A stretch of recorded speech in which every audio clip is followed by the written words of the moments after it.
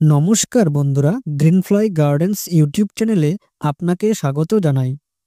বন্ধুরা, টবে কিভাবে কমলা গাছ রোপণ করবেন, কিভাবে গাছের জন্য আদর্শ মাটি প্রস্তুত করবেন ইত্যাদি সবকিছু আমি এই ভিডিওটিতে তুলে ধরেছি। তাই বন্ধুরা, ভিডিওটি শেষ পর্যন্ত দেখবেন আর আমার এই চ্যানেলটি সাবস্ক্রাইব করে পাশে থাকবেন গার্ডেনিং সম্পর্কিত নিত্য নতুন ভিডিও সবার আগে পেতে। বন্ধুরা, টবে কমলা গাছ রোপণের জন্য প্রথমেই একটি আদর্শ মাটি প্রস্তুত করতে হবে। এর জন্য আমি প্রথমেই 60% দোআঁশ মাটি নিয়ে নিচ্ছি। এরপর এখানে 20% পরিমাণ জৈব সার বা কম্পোস্ট সার ব্যবহার করছি। এখন এখানে 5% পরিমাণ হাড় গুঁড়ো মিশিয়ে নেব, যার ওজন হিসাবে 20 গ্রাম। এরপর আমি 5% বা 20 গ্রাম মতন মিশিয়ে নেব শিংকুচি। এই শিংকুচি সারে থাকে প্রচুর মাত্রায় নাইট্রোজেন, যা গাছের বৃদ্ধিতে সহায়তা করে। বন্ধুরা, আপনারা যারা এই শিংকুচি বা শিংচাচা সারটি প্রয়োগ করবেন না বলে মনে করেন, তাহলে এই সারের অনুরূপ রাসায়নিক সার হিসেবে 5 গ্রাম পরিমাণ ইউরিয়া সার প্রয়োগ করতে পারেন। এরপর আমি এখানে 2% বা 8 গ্রাম পরিমাণ নিমখোল ব্যবহার করছি। এখন 2% পরিমাণ ছত্রাকনাশক ব্যবহার করছি। এর ফলে মাটিতে থাকা ক্ষতিকর ছত্রাকগুলি ধ্বংস হয়ে যাবে।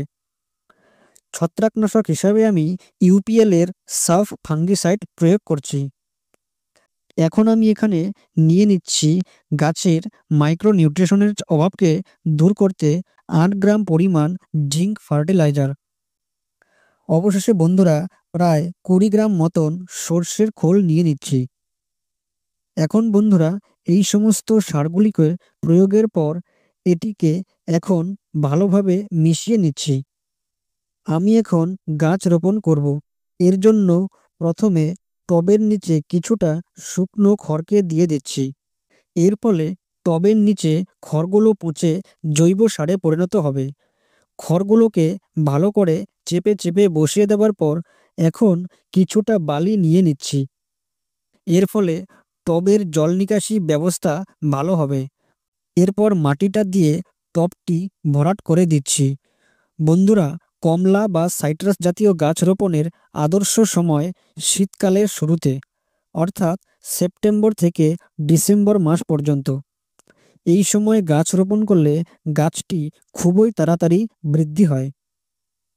দেখুন, টবের কিছুটা জায়গা ফাঁকা রেখেছি। এখন আমি এই গাছটি রোপণ করব। তার আগে নার্সারির এই প্যাকেটটি কেটে নিচ্ছি। বন্ধুরা, এই গাছটি একটি পাকিস্তানি কমলার গাছ, যা এলিমো রোডস্টকের উপর গ্রাফটিং করা আছে। দেখুন, গাছটি রোপণ করা হয়েছে। এখন চারধারে বাকি মাটিটি দিয়ে একটু চেপে চেপে ভরাট করে দেব।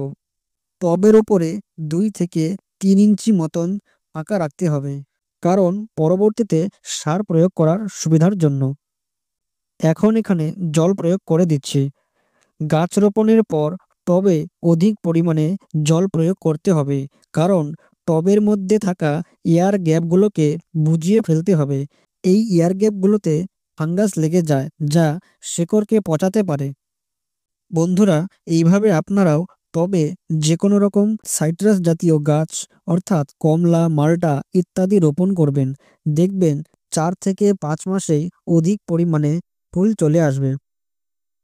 তবে আজকের ভিডিওটি ভালো লেগে থাকলে অবশ্যই একটি লাইক করে দেবেন, আর কোনো বিষয়ে মন্তব্য থাকলে কমেন্ট বক্সে জানাবেন, আর আমার এই চ্যানেলটি সাবস্ক্রাইব করে পাশে থাকবেন। ধন্যবাদ।